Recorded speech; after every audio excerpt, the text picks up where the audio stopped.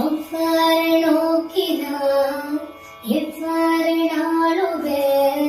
கண்ணாடி முன்னின்று பார்த்து கொண்டே